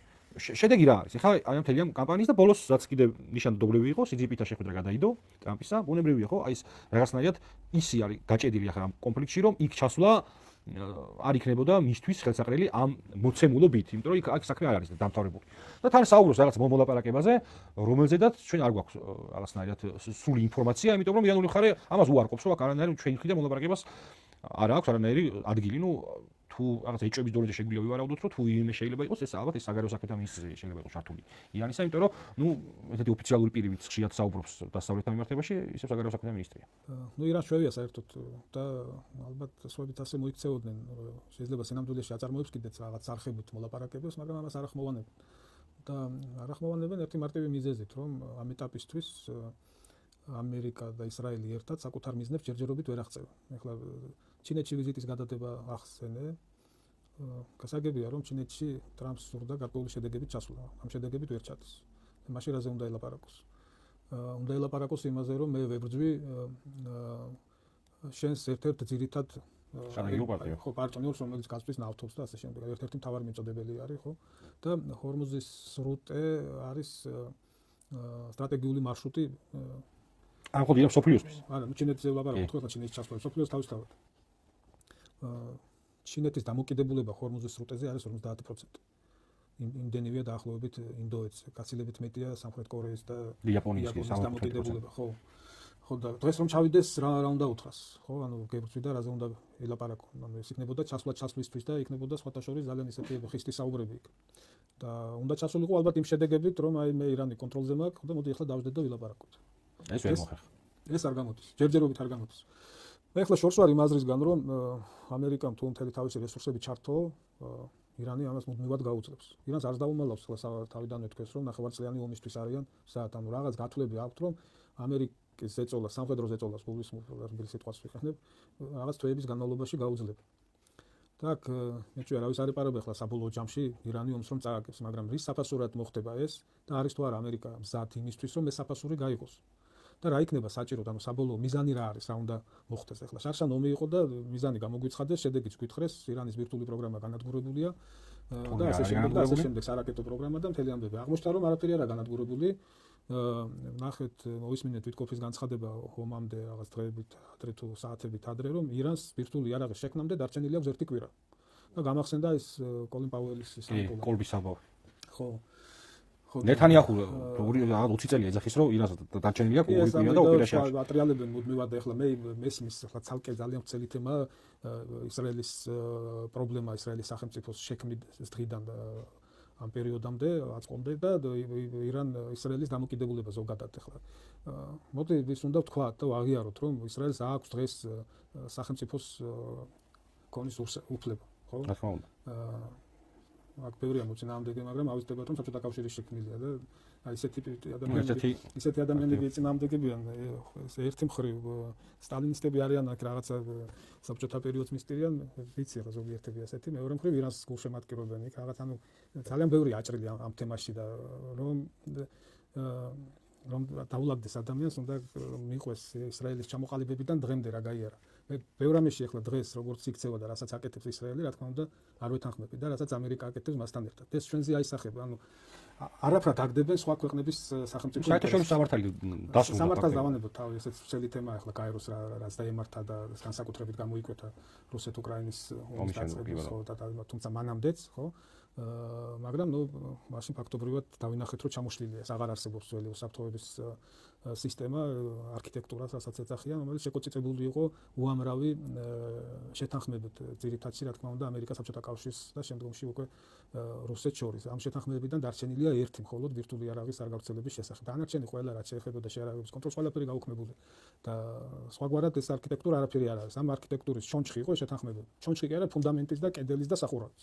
და ყველაფერი დანგრეულია. ხო და მარტო ამას კი არ უგულებელყოფენ. ზოგადად სხვა ქვეყნების ინტერესებს დაწყებული რეგიონის ქვეყნებიდან დამთავრებული საერთოდ ამ თემს სოფლიოზე აისახა, ხო? და აისახება ეს არა მხოლოდ უსაფრთხოების საკითხებზე, არამედ ეკონომიკაზე. ყველაფერმა დაიწყო გაძვირება. და ყველა კრიზისი, რომელიც კი ყოფილა, დიდი კრიზისი, ეს იქნებოდა ეკონომიკური ომი, პანდემია, უკრაინის ომი, ახლა ეს ომი, ყველაფერი ურტყამს საბოლოო ჯამში ადამიანის ჯიბეს. ყველაფერი. ნავთობი იყო სადღაც $60 ფარგლებში და დღეს ახლა რუსეთი ტრაბახობს, რომ ინდოეთთან შეთანხმებები იდება $121 რუსულ ნავთობზეა საუბარი, რომელიც არ არის ყველაზე ხარისხიანი. $121 აფორმებს შეთანხმებებს დღეს ინდოეთთან, ხო? და ხდება უგულებელყოფა მთლიანად მთელი მსოფლიოსი, უამრავი გაჭირვებული მილიონობით, კი არა, რა ვიცი, ასეულობით მილიონი გაჭირვებული და მშიერია დედამიწის ზურგზე და წარმოიდგინე მათზე როგორ აისახება ეს ყველაფერი. საბოლოო ჯამში ფასებში გადადის და ეკონომიკაში გადადის. უკან ხო არასდროს არ მოდის ეს ყველაფერი, ხო? მიდის და ვერ ვეწევით. ხო და რამდენხანს გაგრძელდება ახლა ეს კიდევ არავინ იცის. ახლა შენ ნახსენე ტრამპის განცხადებები სახმელეთო ოპერაციასთან დაკავშირებით და დღეს ყველა ცდილობს ახლა გამოიჩნოს. მე საერთოდ ლოგიკა მიყვარს ასეთ საკითხებში, ანუ ლოგიკურად უნდა იმჟელო. და არა, იმიტომ რომ ტრამპის გამოცნობა ეს ცალკე ხო, მაგას ვერავინ დადებს საკითხებს. სისულელია უბრალოდ. ზოგადად გამოცნობა არის ისტორიული ლოგიკა და რაც პრაგმატული პოლიტიკური ნუ, ხო, მიხვდები ხა როცა ასეთ რამეს იწყებენ, რა უნდა იყოს მიზანი, ან შეიძლება გამოიცნო იმათი მიზნები, რომლებიც ხედან და ამას გეგმავენ. ხო, ვიღაცამ ხომ დაგეგმა დაუშვათ ეს ოპერაცია და რაღაც გათვლები გააკეთეს. ვიღაცამ ხომ დაგეგმა ეს ოპერაცია, ხო, რაღაც მიზნები ჰქონდა დასახული, რაღაც გათვლები იყო საერთოდ ნებისმიერი სამხედრო ოპერაცია არის გათვლებზე, ოპერატიულ გათვლებზე დაფუძნებული. დღეს ახლა ჭარბად გამოიყენება ეგრეთ წოდებული ხელოვნური ინტელექტი, ახლა ხელოვნურ ინტელექტს ეძახიან, თორე ეს კომპიუტერული პროგრამები არის დიდი ხანია, რაც კომპიუტერი შეიქმნა, უბრალოდ კომპიუტერების შესაძლებლობები იყო ნაკლები, თუმცა ნებისმიერი პროგრამა არის ადამიანის დაწერილი, რასაც ხელოვნურ ინტელექტს უწოდებენ. ხო, ადამიანში ყავს ალგორითმს, ადამიანი თulis და საწყისი მონაცემები, ყველაფერი რაც არის საჭირო იმისთვის, რომ შენ გათვლები დაგიდოს აი ამ პროგრამამ დავარქვათ ისე ხელოვნური ინტელექტი, ეს შენ უნდა შეიყვანო. პირობითად ვამბობ, აქედან ამდენი თვითმფრინავი, ამდენი ჭურვი, ამდენი ტანკი, ამდენი ჯარის, აქედან ეს, იქედან ის, რაღაც მიზნებს სახავ, სხვადასხვა პირობებია საბრძოლო ვითარების, ეს ყველაფერი შეყავს და კომპიუტერი გაძლევს შედეგს. უკრაინის ეს 2023 წლის ეგრეთ წოდებული კონჩეტევა კლასიკურ შეტევით ოპერაციას უწოდებ ამას, მაგრამ კონჩეტევა დაარქვეს პოლიტიკოსებმა და შერჩა ეგრე. ასე დაიგეგმა ხელოვნური ინტელექტის მიერ და დაიყვნენ ხელოვნურ ინტელექტს და ჯობდა დახნობოდნენ მაგალითად ზალუჟნის ტვინს და კიდევ იქ არიან ხო ხალხი აჯობებდა, იმიტომ რომ ვიცი რომ იყო რაღაც წინააღმდეგობები და ასე შემდეგ და შედეგებიც ნახეთ. და აქაც ეთყობა ხელოვნურმა ინტელექტმა ასე დაგეგმა, რომ სადღაც მოკლე ვადებში ერთი კვირის, ორი კვირის განმავლობაში რაღაც შედეგი დაიდებოდა და ვერ დაიდო ეს შედეგი. მე მესმის ახლა ტრამპი აცხადებს და რა თქმა უნდა ახლა იქ დაწყებული შიდა პოლიტიკიდან არჩევნებისთვის დადება და პლუს არის იქ მიმდინარე რაღაც სხვა არჩევნები მარტო შუალედური არა. რა თქმა უნდა თავისი და აუდიტორიაზე მუშაობს და უნდა ილაპარაკოს ახლა რომ განადგურებულია საჰაერო თავდაცვა, ავიაცია, ფლოტი და ასე შემდეგ, მაგრამ ძირითადი რითაც ირანი აყენებს ზიანს რეგიონის ქვეყნებს და ამერიკის და ისრაელის ბაზებს არის რაკეტები და დრონები. და ჯერ არავინ იცის, ახლა როდის დავწერე ახალდაწყებული იყო მე. აი პროგნოზის გაკეთება ასე დროს, როცა არა გაქვს საწყისი ინფორმაცია, ჯერ პროგნოზი არ მიყვარს ანალიტიკაში. ანალიტიკაში არის ანალიზი და შეფასებები. და შეიძლება დასკვნები და პროგნოზი ასე მოხდება, ისე მოხდება და ითხოვენ და ჩვენ აი ომი დაიწყება თუ არ დაიწყება. ნუ რა ვიცი ახლა პუტინის თავში რა არის. შენ გამოდიხარ ლოგიკიდან, რომ შენ რომ იყო როგორი მოქმედება, აი მის მაგივრად ფიქრობ. აი პუტინის მიერ ომის დაწყება ფართო მასშტაბიანი როგორც დაიწყო, იყო ძალიან დიდი შეცდომა, შეტოპა და უკან გამოსასვლელი არ ქონდა. ეს ომიც დღეს როგორც გამოიყურება, ხო? ჯერჯერობით მე ასე ვაფასებ, ეს იყო შეცდომა. ხო? მაგრამ რატო ვამბობდი რომ ვიღაცამ დაგეგმა მეთქი? შეიძლება ასე აქვს დაგეგმილი და ჩვენ ვისმენთ ახლა თამაშს. და ეს სამხედრო ოპერაციას დიდი შეცდომა. სამხედრო ოპერაციას ვლაპარაკობ ზუსტად. ნუ ომის ახლა ომს თავისი ის აქვს, რაც განმარტება. და მათ შორის აი რა ომია? ქვეითების ამბავით, საზღვაო ქვეითების ამბავით. რომ მესამე მსოფლიო ომი მიდის, არ მიდის მესამე მსოფლიო ომი. რეგიონული ომიც არ არის ეს. ეს არის შეზღუდული რეგიონული ომი, თუ რეგიონის რამდენიმე ქვეყანას ეხება, ხო? ჩართულია 3 ქვეყანა. მაგრამ შეზღუდულს იმიტომ ვუწოდებ ამ ეტაპისთვის, რომ ნუ ისრაელს ახლა უშუალო საზღვარი არ აქვს, მაგრამ ამერიკა სახმელეთო კომპონენტიდან მთელი თავისი რესურსებით არ არის ჩართული და არც ირანიდან მთელი რესურსებით ჩართული. ანუ ძირითადში მოქმედებენ ავიაცია, რაკეტები, დრონები ორივე მხრიდან, აქედან საპასუხოდ საჰაერო თავდაცვა რაც აქვს ირანს და ანალოგიურად ირანიც რაკეტები, დრონებით და იქედან საჰაერო თავდაცვა. აი ეს კომპონენტებია ჩართული. ანუ რომ ავიღოთ მთელი სამხედრო რესურსი მონაწილე მხარეების, მათი შეზღუდული რესურსებია, არასრული რესურსებია ჩართული. ამიტომ ამ ვითარებაში ჯერჯერობით ეს არის შეზღუდული რეგიონული ომი, რომელიც შესაძლოა გადაიზარდოს პოტენციალია, შესაძლოა გადაიზარდოს რეგიონულ ომში, არის ამის საფრთხე და კეთდება განცხადებები საუდის არაბეთის ჩართვაზე და ასე შემდეგ. ეს თუ წავიდა, ხო, და თუ კიდევ უფრო მეტ მასშტაბებში გადაიზარდა, მაშინ შეიძლება ვისაუბროთ მესამე მსოფლიო ომზე. ანუ ის რომ ომი მასე ევროპაშიც აგერ ომი მიდის უზარმაზარ ტერიტორიაზე, მაგრამ ესეც არ არის მესამე მსოფლიო ომი, მის მიუხედავად რომ უკრაინის მხარეს 50 ქვეყანა არის პარტნიორი, რომელიც ეხმარება, მაგრამ ისინი უშუალოდ არ არიან ომში ჩართულები. აი თუ ჩაერთო რამდენიმე ქვეყანა და რა ქვეყნები ჩაერთო, ამას აქვს მნიშვნელობა, ანუ ყველაფერს თავისი განმარტება აქვს და მოკლედ ამ ეტაპისთვის ჯერ ასე გამოიყურება, მაგრამ ჩვენ არ ვიცით რა ქონდა ჩაფიქრებული. ჩვენ კი გონია რომ ახლა მათ მოკლებადიანი მიზნები ქონდა და ამ მიზნებს ვერ მიაღწიეს, მაგრამ იქნებ ქონდათ გეგმა A, გეგმა B და ასე შემდეგ, ხო? თუ ასე წავიდა ამ გზით მივდივართ, როცა ვისმენთ ტრამპისგან რომ არაპირებს სახმელეთო კომპონენტის ჩართვას, ესე იგი უკვე უნდა ევარაუდო რომ ის ალბათ აპირებს. ამ ტრამპს ხო ახლა ვაპირდებით არა, ხან ერთს ამბობს, ხან მეორეს ამბობს, ხო? ხან მოიგო ომი, ხან ეს ახლა ერთი ბლოგერს ქონდა Facebook-ზე, კარგად მისი გამონათქვამები დაალაგა ეს რამდენჯერ მოიგო ომი და საპირისპირო განცხადებები მის, ხო და არ ვიცით ჩვენ ეს ყველაფერი, არ ვიცით პოტენციალი ირანის რადარში ავრცელებენ რაღაც მიწის ქვეშ გვირაბებს მუდმივად ახლა გუშინ გაავრცელეს საჰაერო თავდაცვის რაკეტების მარაგი. ვიხილეთ აგერ ახალი რაკეტა, რომელზეც რატომღაც ხაზავენ 4000 კილომეტრიან რადიუსს, რომ აი ლონდონამდე ვერ წვდება, მაგრამ აი საფრანგეთს, გერმანიას, პორტუგალიამდე ვერ ჩადის, მაგრამ ესპანეთს მიწვევს, ხო და რა იციან რომ პორტუგალიამდე არ ჩადის, ანუ დიეგო გარსიას ბაზა ირანიდან არის 4000 კილომეტრზე და ამიტომ მიფრინავდა ეს რაკეტა 4000 კილომეტრ მანძილზე და ნუ ერთი ვერ მიფრინდა ტექნიკური მიზეზებით და მეორე ჩამოაგდეს, ხო? დააზიანეს და სხვაგან დაეცა, მაგრამ იქნება 6000 აქვს შორი. ესეც კი არ ვიცით. ხვდებით, ანუ ამ ორი რაკეტის გაშვებით სპეციალისტებმა ვერ დაადგინეს, რომ ამ რაკეტას რა მანძილზე შეუძლია გაფრენა. იქნება კონტინენტთა შორისი რაკეტებიც აქვს.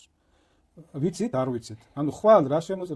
რესურსები, რა თქმა უნდა, გარდა ამისა, ეს რესურსები რითი შეივსება, ეგეც არ ვიცით ჩვენ. ხო და უკან მოთამაშე ძალები. ვიცით ის, რომ ეხლა ამ დღეების განმავლობაში არათუ მარაგები გამოშტარვა აქვს დიდი, არამედ წარმოებაც არ შეუწყვეტია და როცა საუბრობენ რაღაც გავანადგურეთ, რაღაც გაანადგურეს, რაღაც ვერ გაანადგურეს. ხო? და იმ გვირაბებში ახლა ნუ მიწის ზემოთ შეიძლება ისრაელი აკონტროლებს დაზვერვა მიწის ახლა საიდან შედის ეს ხალხი გვირაბში, მაგრამ იმ გვირაბში რას აკეთებს და სანამდე გათხარეს და სათა ამოსული ვინ იცის და მაგისთანა გვირაბი რამდენია. აგერ ათეული წლებია ებრძვიან ღაზას სექტორში გვირაბებს და სანამ არ შევიდნენ და მთლიანად ღაზა არ დაანგრიეს, ამ გვირაბებს ვერ უყვეს ვერაფერი, ხო? ეგვიპტეში ჩადიოდნენ და ისრაელში აღმოჩიოდნენ გვირაბებით და ვინ იცის ახლა ამ სამთაგორიანი რელიეფი, ძალიან რთული რელიეფია ირანს, მე არ ვიცი. საერთოდ სახმელეთო ოპერაციას მან ჭირდება 100,000-ობით ჯარისკაცი. ახლა რა შეუძლია ახლა ესეც ჩვენ ვუყურებთ ერთი რაღაც შემდეგი გამოგვერდა შემდეგ მეორე და ნუ ჯამში ახლა ჯერჯერობით მიდის საუბარი 5-დან 7,000-მდე იქნება აქტიური, ხო? და იქნებ კიდევ აპირებენ. ხო ჩვენ ხო არ ვიცი შეიძლება ახლა ეს ომი უკვე გათვლილი აქვს თვეების განმავლობაში გაგრძელდება. ჩვენ ხო არ გვეტყვიან ამას რომ თვეები გაგრძელდება. უკრაინის ომზე ხო არ ამიფიქრობდა რომ მე 5 წელი გაგრძელდებოდა ომი, ხო? სულ ელოდები რაღაცა გონივრული იმას რომ ხომ უნდა დამთავრდეს. სტალინგრადი მოვაწყო რუსეთმა მთელ უკრაინაში. ვატაშორის ბოლო პერიოდში ვაკვირდები ტენდენციას დრონების რაოდენობამ უკრაინის მხრიდან იმატა. ხო, თუ ეხლა რუსეთი იყო რომ ყოველდღიურად 100-150 დრონით უტევდა და 4 დღეში ერთხელ იყო კომბინირებული მასირებული შეტევა სხვადასხვა ტიპის რაკეტების გამოყენებით დრონებთან ერთად და ეს რაოდენობა სადღაც თითქმის 400-დან 500-მდე მერყეობდა. ახლა რო ვაკვირდები ბოლო კვირეების განმავლობაში, ვაგებ ლენინგრადის ანუ სანქტ-პეტერბურგის თავზე ჩამოაგდეს 70 თუ 60 დრონი მარტო და იქ დაზიანებებია ძალიან დიდი ვიდეოები დავდეს ოფიციალში ვიბორგის პორტი დააზიანეს და რა ვიცი არის სერიოზული. უკრაინის კლიანტი იმატა და სამშობლოში რუსეთის კლიანტი იმატა. ხო და ნუ რუსეთმა რა თქმა უნდა ახლა წარმოება გაზარდა და ეხლა 1000 დრონზე არ იყო საუბარი ბოლოშეტევის და რაკეტების წარმოება ვერ ეწევა რუსეთის ამჟამინდელ წარმოებას მთელი ამ 50 ქვეყნის სამხედრო მრეწველობა, მაგრამ აქ რუსეთისთვის საფრთხე არის ამ ომის დიდხანს გაგრძელება. მე ამ ტენდენციას ვხედავ, იმიტომ რომ კი აქეთ ეხლა რუსეთისია მოწყობილი ცენტრალიზებული მართვა და ეს მარტივად გადაეწყო სამხედრო რელსებზე, დასავლეთისთვის ეს საკმაოდ რთულია, მაგრამ როცა ნელ-ნელა ხდება გადაწყობა, საბოლოო ჯამში ეს აიღებს ტემპებს, აგერ რომელი კომპანია იყო საავტომობილო ბრენდით, რომელიღაც სთავაზობდა რაკეტების გამოშვებას, ანუ იქ გადაწყობა ხდება ძალიან სერიოზული სამხედრო რელსებზე, ომის მოთხოვნებზე, ანუ როცა პრობლემები ექნება ავტომრეწველობას და სხვადასხვა დარგებს, ნუ ბიზნესის ხო და ეს თუ ეს მექანიზმი თუ ამოიქოქა ხო, რუსეთს სერიოზული პრობლემები შეექმნება, მაგრამ მათ უკვე მე სხვა საფრთხეებია. რუსეთი წავა თუ არა, უკვე მე რადიკალურ ნაბიჯებზე თუ ამ დროის განმავლობაში აღმოჩნდა ისე რომ აი უკრაინას ხო ქონდა გარკვეული პერიოდის განმავლობაში უპირატესობა ჭურვების ხრივ, დრონების ხრივ, შემდეგ გათანაბრდა და პირიქით მოხდა, ხო? ჭურვების ხრივ 5-ჯერ 6-ჯერ გადაასრო რუსეთის წარმოებამ მთლიანად ამ 50 ქვეყნის მიერ მიწოდებულ რაოდენობას, მაგრამ დროთა განმავლობაში ეს შეიძლება შემოტრიალდეს და ეს ტენდენცია იგრძნობა და აი მე რა მოხდება ახლა შეწყვეტს რუსეთი ომს და წავა მოლაპარაკებებზე თუ წავა რადიკალურ ნაბიჯებზე, ახლა ეს უნდა ჩაჯდე ის მაგათი ლიდერის წინში და უნდა გამოსნობა დაიწყო რასიზმს, ხო? ჩიხში მოქცეული. აი ეს ტენდენცია იგივე არის იქაც ახლა საფრთხეები შეტოპვა იოლია ამ ომში და შევიდა ღრმად ამერიკა ამ ომში. ნუ ნახეთ სტატიები ხო და იგივე ამერიკაში რა სტატიები იბეჭდება, რამოდენა კრიტიკა, როგორი ზეწოლა, სხვათა შორის ამ განცხადებებზე ახლა Financial Times-მა და Bloomberg-ამ და სხვებმა დაბეჭდეს და ნუ რა თქმა უნდა რუსეთის მედიაც ატრიალებს ტრამპის განცხადებების და ბირჟებზე ვაჭრობის კავშირები ნახავთ ალბათ. სანამ ამ განცხადებებს გააკეთებდა 9 მილიარდიანი კონტრაქტები გაფორმდა ბირჟაზე, სანამ გააკეთებდა განცხადებებს, რომ მოლაპარაკებები თითქოს წარმოებს ირანთან და ფასები წამოვიდა და მთელი ამბები. ამიტომ მისი განცხადებები ხან ეკონომიკას ბიზნეს ემსახურება, ხანში და აუდიტორიას, ელექტორატს. ხო და realობაში ახლა როგორ განვითარდება, ამით მართულია ჩვენ არ გვაქვს მონაცემები, რა შეუძლია ირანს და სანამდე შეუძლია ეს აკეთოს. და საშიშროება ჩვენთვის რა არის, გარდა იმისა, რომ ნელ-ნელა ეს უკვე აისახება ჩვენს ეკონომიკაზე და ჯიბეზე და კიდევ და ეს ახალდაწყებულია. მაგრამ ეს მოვა ჩვენამდე და არა მარტო ჩვენ ტურიზმს დაარტყავდა. ხო, მაგრამ ჩვენი გვაწუხებს. ხო, ტურიზმი რა თქმა უნდა, აღმოსავლეთის ქვეყნების ემირატები და ის სერიოზული პრობლემაა. ხო და სხვა საფრთხეებია, რომელიც ამ ეკონომიკურზე მეტად მაწუხებს და მაშინებს მათ შორის, იმიტომ რომ ირანის სირიიზაციას უწოდებს, შეიძლება სწორ ტერმინს ვიყენებ, მაგრამ ეს რომ უნდოდათ, ეს განცხადებები ღიად აქვს გაკეთებული. რო დაჩაერთო პეშმერგა და ქურთებმა ჯერჯერობით უერთოს. ხო და არა მარტო ქურთებზეა აქ საუბარი, შენ თუ ქვეყანას მიაყენე, ხო, შენ თუ ქვეყანას მიაყენე ისეთი ზარალი, რომ მოიშალა ცენტრალიზებული მართვა, მოიშალა ეკონომიკა და ასე შემდეგ, შეიძლება წავიდეს უკვე ხო ფრაგმენტაცია ირანის, იგივე გუშაქთა კორპუსში შეიძლება გამოჩნდნენ ძალები, რომლებიც მოლაპარაკებებზე წავიდნენ, შეიძლება გამოჩნდნენ ძალები, რომლებიც რადიკალები გამოიყონ და ხედავთ, რომ ეხლა ვისაც ანადგურებენ, იმათ ნაცვლად მოდიან რადიკალები, უფრო რადიკალურად განწყობილები. შეიძლება ხდება თავარი ხმები. რა პროცესები წავა, ხო, წარმოიდგინე რეგიონში სირია, აქეთ ისრაელში ეს ღაზას და პალესტინის პროქსი სახელმწიფო ერაყი, ლიბანი, ეს პრობლემები, ეს დაშლილი პაკისტანი, ავღანეთი, იქით ირანი და იქეთ რა ზოლი არის, ხო? ეხლა ეს არის ჩვენი მეზობლები, ჩვენ ირანთან გვაკავშირებს სომხეთი, პატარა ჩვენზე უფრო პატარა ტერიტორიით არის, ორჯერ პატარა. ხო? პირდაპირ არის ამდენი 600 კილომეტრი ალბათ გზით ირანამდე. ეს მანძილი გვაკავშირებს. ხო და ამას არავინ არ ითვალისწინებს, ანუ იქედან უყურებენ, რომ ეს უნდა ავრი, უნდა დავშალო. ერთ-ერთი მოლოდინი რაც ჰქონდა და არც დაუმოლავთ, ეს იყო ხელისუფლების შეცვლა რევოლუციის გზით. და ეს არის საკმაოდ ესეთი საინტერესო ნიუანსია. ოპოზიციამ ვერ გაამართლა გარე ძალების იმედები, ხო ეგრეა? ანუ ველოდენ რომ რაღაც ეს დარტყმები მოხდებოდა და არტყამდნენ ირანს, განადგურებდნენ სულიერ ლიდერს და ასე შემდეგ, გამოვიდოდა ხალხი ქუჩაში და დაამხობდა. ამ ხალხის გაერთიანება მოხდა თუ ვერ ბედავენ ომის დროს გამოსვლას აღარ აქვს მნიშვნელობა. თუმცა ის ნიუანსიც იქნება, რომ იმ ფორმით ჩარევა რა ფორმითაც ხდება, როცა იქ სამონტყოფელს ხდება, იქ ბავშვები დაიღუპა და ესეთი რაღაცები არის, ნუ რომელიც ჭკვატყოფილი გამოვა იქ საპროტესტო აქციით. აი მე ხლა არ ვიცი, მათ თავებში მე ვერ ჩავიხედავ, ვინც ამას გეგმავს, მაგრამ ნუ ირანი უნდა იცოდე და საერთოდ ნებისმიერი ჩვეულებრივ ლოგიკურია. ხო და სოციალში წერდი ახლა, ბიჭო, მშვიდობიან პერიოდში არ დაინდეს ხალხი. მე არ ვიცი, რამდენი დაიხოცა რამდენი დახოცა. 12,000 თუ 30,000 თუ 300 არ აქვს მნიშვნელობა, ხვდები? მოხდა ისე რომ კონდათ ოპოზიციის იმედები, გამოჩნდა ეს ყოველ შემთხვევაში განცხადებებში, ახლა გულში რა ქონდათ არ ვიცი, მაგრამ ამ განცხადებებს აკეთებდნენ. როცა დაიწყეს ირანის დაბომბვა, რომ მიდით აიღეთ ხელში ძალაუფლება, ყველაფერი თქვენს ხელშია, ჩვენ თქვენს გვერდით ვართ. ხო და მშვიდობიან პერიოდში აქციები უმკაცრესად ჩაახშეს, უმკაცრესად, ხო? მხედრები ვიხილეთ რაღაც რაოდენობა. კიდევ ამბობ, მეორებ 300 იყო თუ 30,000 არ აქვს მნიშვნელობა, ხო? მოხდა ჩახშობა მშვიდობიან პერიოდში. ომის დროს რას უზამენ? საპროტესტო აქციას, როცა სახელმწიფო არის ომში და არის ხელისუფლება, რომელიც ვინც როგორც არ უნდა ჩათვალოს, ეს ხელისუფლება აკონტროლებს დღეს ირანს. გინდა ლეგიტიმური ჩათვალე, გინდა დიქტატორად რაც გინდა ის უწოდე იმ ხელისუფლებას. არ არც ხადაჭერა გიქნება საზოგადოებაში, ომია. შეგვეყანაში განუს გამოდიხარ და ამ ხელისუფლება აკონტროლებს სახელმწიფოს. ხელისუფლებას ყავს მომხრეები და გამოჩნდა ეს ომის დროს და გამოჩნდა არათუ მხარდაჭერა დაბომბვების დროს ქუჩაში იდგნენ. და ვიდეოები გავრცელდა. და ხალხს ფეხი არ მოუწლია იქედან. და რატომ კონდათ ეს იმედი, რომ ოპოზიცია იქ რაღაცას იზამდა. და ეხლა უყურე აი რა მოხდა. აი ეს არის ზუსტად აი ირანის მაგალითი არის მკაფიო, რომ პოლიტიკურ ძალებს, სუბიექტებს არ უნდა კონდეს გარე ძალების იმედი და გარე ძალების ჩარევით და განსაკუთრებით სამხედრო ჩარევით არც კი უნდა გაიფიქრონ საკუთარ ქვეყანაში რაღაც პოლიტიკური მიზნების მიღწევა. ხომ მოვისმინეთ განცხადებები აიღეთ ხელს. ხო ქონდა გარე ძალებს, ანუ ამერიკას და ისრაელს იმედი, რომ იქ ხალხი გამოვიდოდა ქუჩაში ხელისუფლების წინააღმდეგ. დესტრუქცია გამოვიდა ხალხი. ერთი აქცია ჩაატარეს სადმე არა. ამ ოპოზიციას ხო ქონდა გარე ძალების იმედი, რომ რაღაცას ისეც გააკეთებდნენ, რომ მიართმევდნენ ძალაუფლებას. მიართვეს? ჯერ ვერა. რავი, შეიძლება ნახევარი წლის მერე ჩამოშალონ ირანი, მაგრამ რა ფასად დაუждდება ეს ირანის ხალხს, სახელმწიფოს, ირანს, რა ფასად დაუждდება მსოფლიოს. და იგივე მეორე მხარეს ომში ჩართულ ძალებს. აი ეს არის თემა. ან დაუждდება რომ ეგეც ეგეც. მივლენ აქ ამხელა ჩვენ უყურე კარგი ის ლამით ალბათ ირანის თემა პრინციპში შეგვიძლია ამოვწუროთ.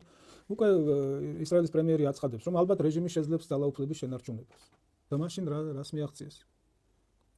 საკითხვა და ჯერ ჩანს ის რომ ბოლო არ ჩანს რომ აი რას ჩანს ხო გვირაბის ბოლოში შეიძლება რაღაც შუქს ხედავდნენ მაგრამ ეს შუქი იყო ძალიან კონტროლირებადი ქაოსი რომელიც რეგიონში შეიძლება უნდა ყოფილიყო ამერიკის კონტროლირებადი ხო კონტროლირებადი ქაოსი ჯერჯერობით კონტროლირებადი კი ჯერჯერობით უნდა ყოფილიყო ოღონდ ეს კონტროლირებადი არ არის ამერიკული ხარის მიერ უფრო ირანი უფრო აკონტროლებს ამ ქაოსს ვიდრე დასავლეთი თან ჯერჯერობით სრუტეს მართავს ირანი ეგ არის ქაოსის თავი ობიექტი სრუტე დღეს ამ რეგიონში და შორის საინტერესოა სხვათაშორის ამ მოლაპარაკებებზე რაღაც ინფორმაციები რაც ვრცელდება ეგ 15 საკითხია თითქოს ჩამოთვლილი და რა სიტყვის ორი გავაკონტროლებ მე და ხომ ერთად გავაკონტროლებ ხო ის ხო კი საერთოდ ის იყო ხო და მოთხოვნები მაქსიმალური რაც აქვს ერთ მხარეს და რა სიტყვის ირანი სანქციების მოხსნას ბალისტიკური პროგრამების გაგრძელებას ბირთვულზე ისედაც არ ვაკეთებთ და მაშინ რას ვიღებთ და რისთვის მოხდა ეს ყველაფერი მაგრამ კიდევ ერთხელ ვამბობ აქ ახლა პირველი ომი არა რეგიონში და მიჩვეული ვართ ახლო აღმოსავლეთის დაბლოებას ჩემთვის და ჩვენთვის ჩვენი ქვეყნისთვის თავარია იმას კი არ უჭერთ ხარს რა ქვია ისტორიაც კარგად გვახსოვს ირანის თურქეთის და ყველა ჩვენი მეზობელი რუსეთის და ასე შემდეგ და მონღოლეთის და არის ჩემი ქვეყნის სტაბილურობა დღეს არ შემიქმნას მე პრობლემა საფრთხე არ შემიქმნას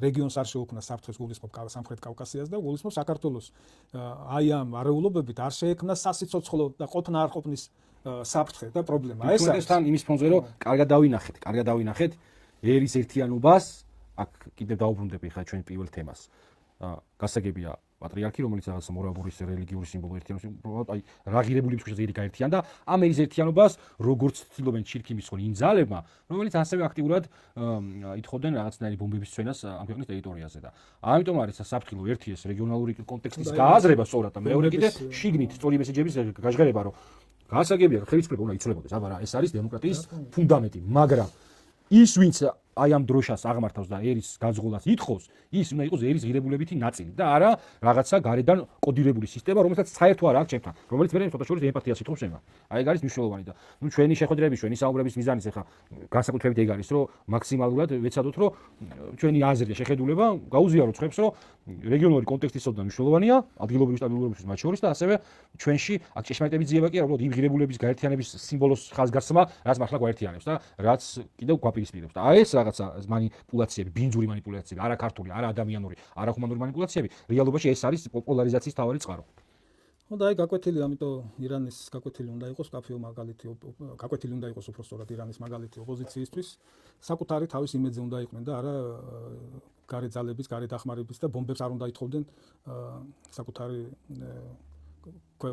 საკუთარ ქვეყანაში და ომს და არეულობას და საკუთარი თავის იმედი რომ კონდეთ უნდა გაიაზრონ რეგულირებებს რასაც ლაპარაკობ ახლა როცა 1.5 მილიონი ეს ნიშნავს რომ მთელი ქვეყანა გამოვიდა ლამის და იქ ვერ დაინახეს თავისი თავი და ეს უნდა გადაიაზრონ ახლა ეგ რაღაცა ბლოგებით ახალი ხრიკები კი არ უნდა ეძებონ ეკლესიის საკუთარ სიმციეს ვერ მოერია ეს არის რეალურად საკუთარ სიმციეს ვერ მოერია პოლიტიკოსობა უნდა ისწავლონ პოლიტიკო ქართულობა უნდა ისწავლონ. ქართულობა გასაგებია კაცო, ახლა ღირებულებას ადამიანს ასე მარტივად ვერ შეუცვლია, ხო ბავშვებზე ხო? აბა ასენი ვერ ისწავლიან. ის ხება უნდა ისწავლონ ბავშვება, ვინც მიყვებიან. ხო და დღეს ეს მოცემულობა გვაქვს.